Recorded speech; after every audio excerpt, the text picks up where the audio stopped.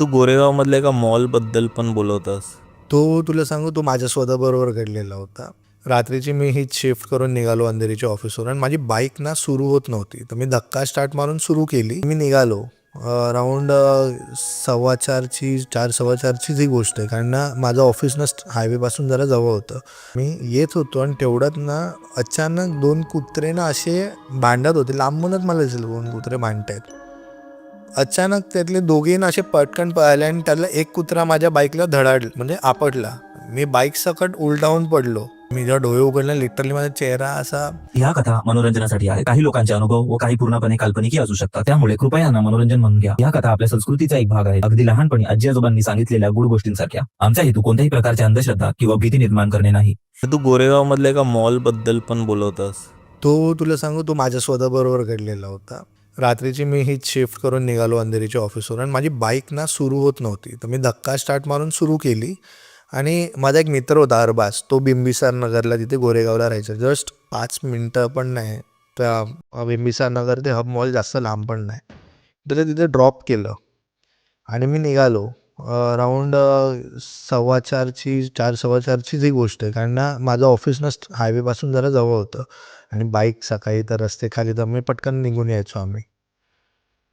मी service रोडला, कारण तेव्हा ना मेट्रोचं काम चालू होतं. हे 2019मधली गोष्ट आहे. तर मेट्रोचं काम चालू होतं. तर मी सर्व्हिस रोडवरून पहाटे ते यायला लागायचं. हायवे बंद असायचा. मी येत होतो आणि तेवढ्यात ना अचानक 2 कुत्रे ना असे भांडत होते. लांबूनच मला दिसलं 2 कुत्रे भांडतायत. अचानक त्यातले दोघे ना असे पटकन पळाले आणि त्यातला एक कुत्रा माझ्या बाईकला आपटला. मी बाईक सकट उलटावून पडलो आणि पडलो तर पडलो. मला लागलं असं आणि मी जेव्हा डोळे उघडले, लिटरली माझा चेहरा असा. मागे ना माझा मिक्सचर होता, म्हणजे ट्रक असतो ना सिमेंटवाला, तो होता. त्याच्या खाली माझं असं हे होतं हेल्मेट घालून. आवाज हो, वाचलो मी जस्ट. तर मी जसं डोळे उघडले आणि बघतो, तर मला लोकांनी पाणी-बिणी दिलं आणि मी साईडला बसवलं आणि त्याने मला विचारलं, "तू पडला कसा?" तर मी त्यांना बोललो, की 2 कुत्रे भांडत होते आणि ते पटकन पळत आले म्हणून मी ब्रेक मारू नाही शकलो, कारण माती होती. मी ब्रेक मारला तर मी स्केट होणार आणि मी पडणार. म्हणून बोललो मी, तरी स्लो करायचा प्रयत्न, पण ते पटकन येऊन मला माझ्या बाईकला धडकले. तो माणसं बोलतात, "कोणते कुत्रे? लांब लांबपर्यंत कुत्रे नाही दिसत आहे इथे. तू कोणाला धडकलास?" म्हणलो, "मलाच नाही माहिती." आणि मी लिटरली माझी पॅन्ट फाटलेली आणि बाईक पण डॅमेज होती. बोललो, आम्हाला माहीत नाही. आम्ही लिटरली तुला बघतो, तू आलास आणि तू पडला.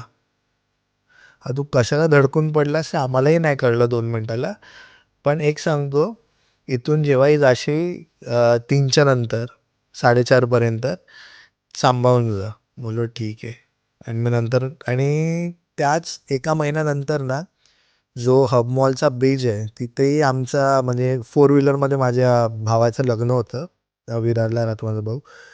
तो स्वतः होता, त्याची वाईफ होती, माझी कझिन्स होते. आम्ही गाडीत होतो आणि तिथे तेव्हा आमच्या 3 कार्सचा एकामागोमाग एक डॅश झालेलो आम्ही.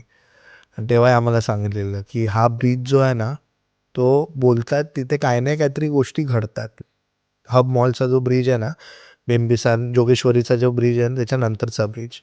तिथे काही ना काहीतरी गोष्टी नेहमी घडतात, कारण तिकडे समोरच स्मशान आहे.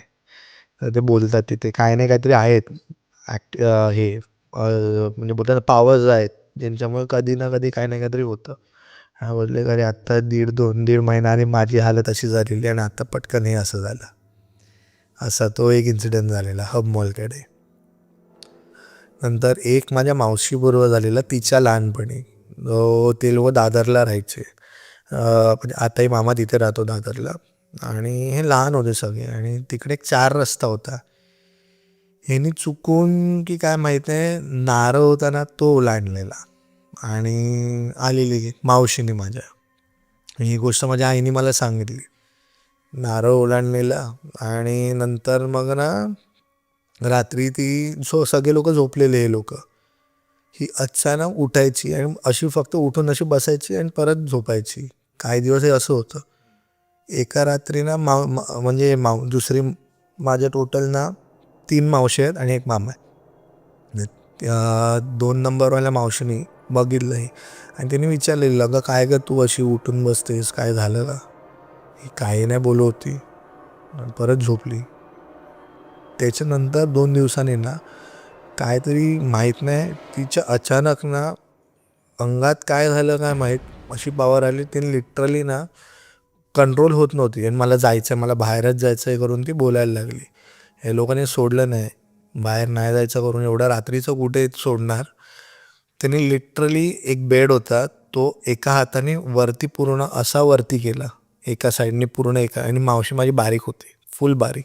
एका हाताने असा पूर्ण वरती केला आणि बोलली जा, आणि सोडला, जोरात सोडला, आपटवलं की लिटरली चाळ होती ती, चाळीतले लोक जमा झालेले. तिला बांधून ठेवल्यानंतर मग आजोबांनी जाऊन कोणत्या तरी बाबांना माईमवरून आणलं आणि मग ते हे करून शांत करवलं. आणि मग तेव्हा ती मग फ्री झाली. तेव्हा तिला नंतर विचारलेलं की तू काय असं केलेलंस का, त्या बाबानेच विचारलं. तर ती बोलली नाही. बोललं नारळ लिंबू काही असं ओलांडलेलंस का 4 रस्त्यावरचं. तेव्हा ती बोलली हो, एक नारळ होतं पण चुकून माझा पाय लागून मी ओलांडलेलं त्याला. बोललं हां, तर ते तुझ्या आलं म्हणजे त्याच्यामुळे तुला हे झालं सगळं, पण आता काय टेन्शन घेऊ नको. पण तरी एक भीती होती. मम्मी बोलली आम्हाला झोपायला रात्रीचं होत नव्हतं तिच्या इकडे, पण होती. पण तो एक इन्सिडेंट रात्रीचं झालेला. आता पण मी कधी कधी बोलतो काय मावशी बेड उचलते का, बोलले नाही ना आता नाही. पण तो एक सीन जाम हे होता. मम्मी बोलली आम्हाला अजूनही विचार करून ना जाम भीती वाटते कधी कधी, की असं घरात जेव्हा घडतं तेव्हा असं सगळ्या गोष्टी. तो एक होता घडलेला इन्सिडेंट दादरचा. दुसरा मी एक सांगेन कुर्ल्याला. ही जी मावशी आहे ना त्यांचेच रिलेटिव्ज लागतात, त्याला आम्ही काकूच बोलतो. काका लागतो तो आमचा, पण मित्रासारखाच आहे. माझ्या मावशीचा मुलगा आहे ना, तो त्याला काकूच बोलतो ना, मित्रासारखाच आहे फुल. आम्ही असे पार्टी असेल आमची काही ना, बड्डे पार्टी आणि ऑल, तेव्हा तो असतोच असतो. नाही तर काही घरात ओकेजन असेल तेव्हा तो असतो. सो त्याच्या घरी आम्ही पार्टी करवतो सगळे. मी माझं ते बाबांचे भाऊ बोललेलो मावशीचा मुलगा, त्यांचा मुलगा, तर आम्ही माझ्या मावशीचा मुलगा आणि माझ्या काकांचा मुलगा आम्ही जवळपासचे जाऊ. म्हणजे मी सप्टेंबरचा आहे, काकांचा मुलगा डिसेंबर आहे आणि मावशीचा मुलगा जानेवारी 95 असं. सो आम्ही लागोपाठच आहोत, तर आम्ही एकत्रच असतो. आमचा ग्रुपच आहे एक तो.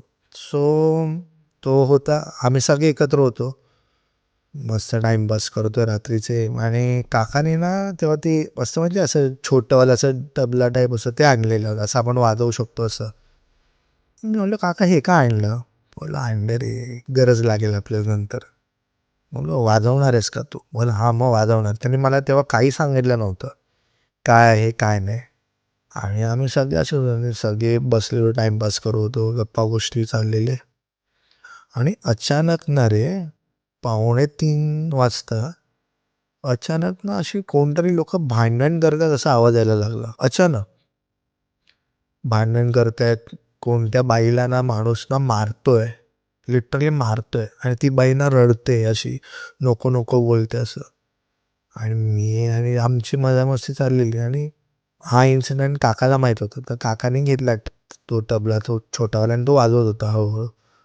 आणि ना जसं जसं तो आवाज वाढवता ना तसा हा जोरजोरात वाजवत होता. तर मी बोललो अरे कोणातरी काहीतरी भांडण चाललंय यार, काय यार एवढं बिचार रात्रीचं असं.